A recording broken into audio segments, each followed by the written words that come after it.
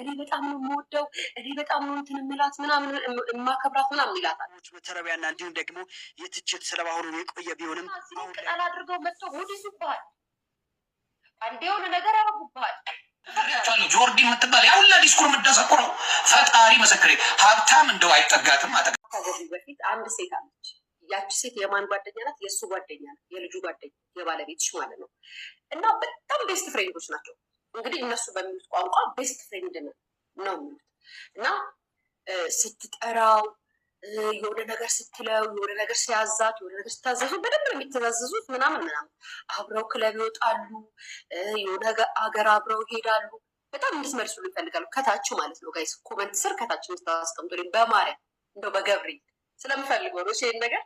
እና ውጭ ሀገር የሆነ ሀገርም ሲሄዱ አብረው ሲሄዱ እዛ ሀገር ላይ ይገናኛሉ። ክለብ ይሄ ሆነው ሳይጋቡ ነው። ስላለመጋባት ነው ባይዘው እያወራሁላችሁ ያሉ። ሳይጋቡ በፊት የሚሆን ነገር ነው። ከዛች ከሴት ጓደኛው ጋር ክለብ ምሳሌ አብረን እንብላ። እሷ ከውጭ ስትመጣ የሚቀበላት እሱ ነው። አንዳንድ ሱሶችን ለማድረግ አብረው ነው የሚያሳልፉት ምናምን። በቃ በጣም ደስ ነን ነው የሚሉት። እና ለሚስት ለገርል ፍሬንዱ ጓደኛዬ ናት በጣም ነው የምወዳት ምናምን ነው የሚላት። በቃ ጓደኛዬ ናት፣ ጀስት እንደ ወንድ ጓደኛዬ ናት ነው የሚላት ልጅቷም ማለት ነው። ከዛም በኋላ ሴት ናትና ገርል ፍሬንድ ናትና የምትጠራጠረው ነገር አለ፣ የማይመቻት ነገር እና ከልጅቷ እንዲርቅ በጣም ምን የራሱ ደስ እንዳልሽ አስቢስ ችግር የለው። ግን እንደዛ አላደርግም፣ ምክንያቱም ሃይማኖት አለኝ። ሁለተኛ ነገር ደግሞ የጨዋ ዘር ነኝ። የጨዋ ዘር የጨዋ ልጅ ነኝ። ይህን በደንብ ያጅበት። የጨዋ ዘር ነኝ፣ የጨዋ ልጅ ነኝ። አመሰግናለሁ። እሱን ችግር የለው እና በጣም ቤስት ፍሬንድ ናት ብያቸዋለሁ። ከዛም በኋላ ከብዙ አመት በኋላ ትዳር መሰረቱ። ሁለቱ ጓደኛው ሁለቱ ፍሬንድ እና ገርል ፍሬንድ ማለት ነው። ከብዙ አመት በኋላ ግን በጓደኝነት በሚኖሩበት ሰዓት በእሷ ምክንያት ብዙ ጊዜ ይጣላሉ፣ ብዙ ጊዜ ይጨቃጨቃሉ። በቃ ይቺ ልጅ ከህይወትህ ትውጣ፣ ይቺ ልጅ አብራካችሁ ምናምን ነገር እያለች ሚስት ትናገራለች፣ ጓደኛው ማለት ነው። እኔ በጣም ነው የምወደው፣ እኔ በጣም ነው እንትን የምላት ምናምን የማከብራት ምናምን ይላታል። ብቻ ሚስት ይሄ ነገር እየተደጋገመ ስለመጣ ሚስት እንዳትሰማ ያችኛዋም ልጅ እሱ በጥንቃቄ ነው የሚገናኙት። ግን ሚስት ታውቃለች እንደሚገናኙ ምናምን እንደሚደዋወሉ ሚስት ታውቃለች። ግን እንደ በፊቱ አሁን በሪሌሽን ሆነው እንደነበረው ዛሬ ከውጭ መታለች እጄ ልቀበላት ብሎ ሩጦ ሄዶ አይቀበላትም። ዛሬ የሆነ ቦታ እየቃምኩ ነው እኔ ያለንበት ብሎ አይጠራትም። ግን መገናኘት ካለባቸው ይገናኛሉ፣ በደንብ ይገናኛሉ ማለት ነው። ሚስት ከዛ ጊዜ ጀምሮ ትጠራጠራል። በርካቶችን ያስቆጣውና ያሳዝነው ናቲ ባርበር ላይ የተሰራው ይህ የምትመለከቱት የፕራንክ ቪዲዮ በዚህ በማህበራዊ ሚዲያ ላይ በተለይም በቲክቶክ ላይ አጫጭር ቪዲዮዎችን በማጋራትና በፀጉር አስተካካይነት ስራው የምታውቁት ናቲ ባርበር ላይ የተሰራው ይህ የፕራንክ ቪዲዮ በበርካታ ሰዎች ዘንድ ከፍተኛ ቁጣን አስነስቷል። ታዲያ እናንተስ እንዲህ መሰሉ ፕራንክ አግባብ ነው ብላችሁ ታምናላችሁ ወይ? እስኪ ሀሳባችሁን ግለጹልኝ። ታዲያ ናቲ ባርበር ከዚህ ቀደም በማህበራዊ ሚዲያ ገጾች ላይ የሰዎች መተረቢያና እንዲሁም ደግሞ የትችት ሰለባ ሆኖ የቆየ ቢሆንም አሁን ላይ በሱ ላይ የተሰራው አስፈሪ የፕራንክ ቪዲዮ ድንበር ያለፈና ስለ ልቦናዊ ጫና የሚያደርስ ነው በሚል በርካቶች ተቃውሟቸው እየገለጹ ይገኛሉ። በቪዲዮዎች ላይ እንደሚታየው ታዲያም አዘጋጆቹ የፖሊስ ደንብ ልብስ በመልበስ ወጣቱን አስደንግጠውና አስፈርተውት የሚታዩ ሲሆን በዚህም ሳቢያ ወጣቱ በከፍተኛ ፍርሃትና እንዲሁም ደግሞ ጭንቀት ውስጥ ሆኖ ተቀርጿል። ኦፊሻላዊ የፖሊስ ዩኒፎርም በመጠቀም እንዲህ አይነት ድርጊት መፈጸሙ በርካታ ማህበራዊ ሚዲያ ተጠቃሚዎችን አሳዝነዋል። ታዲያ እናንተስ በዚህ ጉዳይ አንዴ እዚህ ላይ እና እዚህ ላይ ቅጠል አድርገው መጥተው ሙድ ይዙብሃል፣ አንዴ የሆነ ነገር ያረጉብሃል፣ ትፈቅዳለህ? ምክንያቱም ከመጀመሪያው ጀምሮ ያሳያቸው ነገር ነው። አንድ ሰው ሶሻል ሚዲያ ላይ ባለው በሚሰራው ነገር ሊያሹ ለምሳሌ ቡና እየጠጣች እንደዚህ ያው የኔ ኮንተንት ነው ተዳረገዋለን። ያንተ ፀጉር እንደዚህ የቆመ ነው ፀጉር ነው ለምን ቆመ ለምን ላረጉት ብለህ አትቀልድባቸውም። ግን ደግሞ ፕራንክ ብለው ሲቀልዱብህ አትፍቀድ። ቫይራል ይወጣል ምናምን በቫይራል ይወጣ ሰው ሆነ ዝነኛው ልጅ ነው። ክብርህን ጠብቅ። ማርያምን የምሬ ነው። በጣም ነው ጋይስ የተናደድኩት እኔ መቤቴ ነው።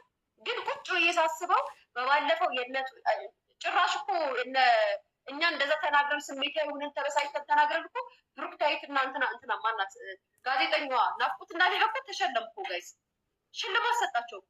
እኛ ተቃጥለን ትዝ ይላችኋል። እኔ ተቃጥዬ እዚህ እናንተ በቴሌቪዥን የምትታዩ ጋዜጠኞች እንዴት እንደዚህ አይነት ነገር ታደርጋላችሁ? የአፌን አሞት ብቻ ጭራሽ 50 ሺህ ብር ሽልማት ሰጣቸው። አያችሁ፣ ይሄም ልጅ አሁን የሆነ ነገር ሲፈልግ ቫይራል ሚዲያ ላይ መነጋገሪያ ርዕስ መሆን ይፈልጋል። ክብራችሁን ጠብቁ። የምታመጡት ነገር የሆነ ከእናንተ ጋር የሚሄድ ነገር አድርጉ። እናንተ ፈልጋችሁ አድርጋችሁ ሰው ተናጋሪ ለምን ታደርጋላችሁ? ሰው ያየውን አስተያየት ይሰጣል።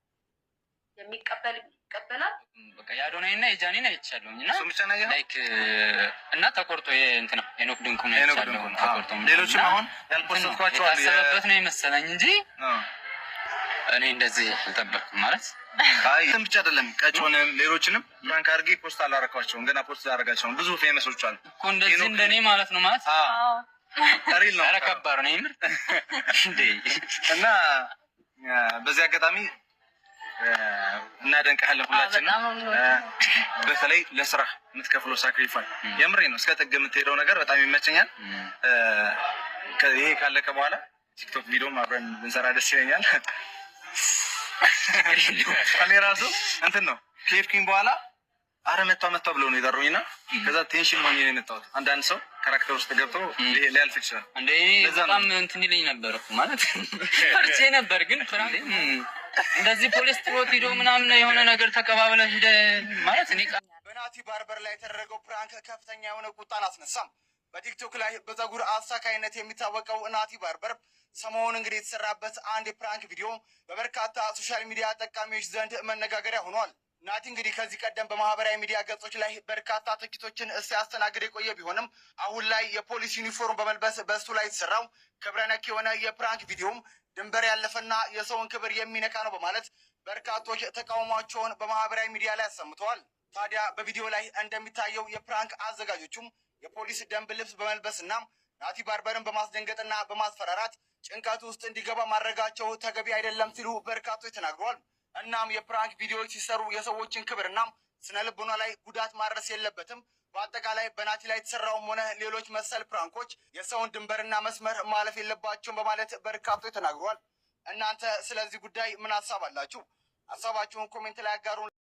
ሶሻል ሚዲያ ላይ እያንዳንዱ ፊት ለፊት የተጋባ ነግሬያቸዋለሁ። ጆርዲ የምትባል ያ ሁላ ዲስኩር የምትደሰኩረው ፈጣሪ ምስክሬ፣ ሀብታም እንደው አይጠጋትም አጠገባም አይደርስም እንጂ ባለ ሀብት መጥቶ ይነጓት አንቺ አሪፍ ነሽ ነይ በቃ እኔ ሁሉም ነገር ቴኬር አደርጋለሁ ብላ ድራሻችሁን ጥላ ነው የምጠፋው።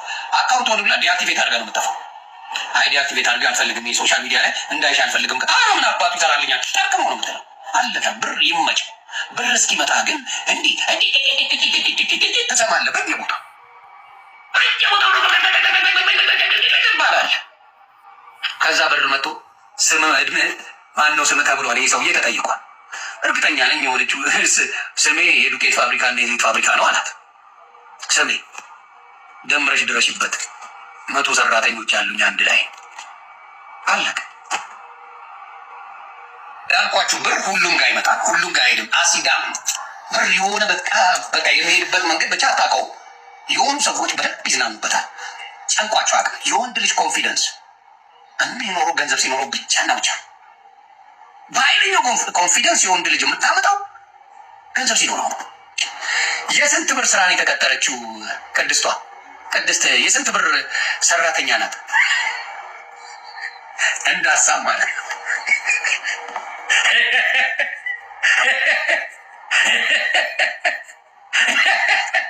ስንት ብር ነው የምትሰራው?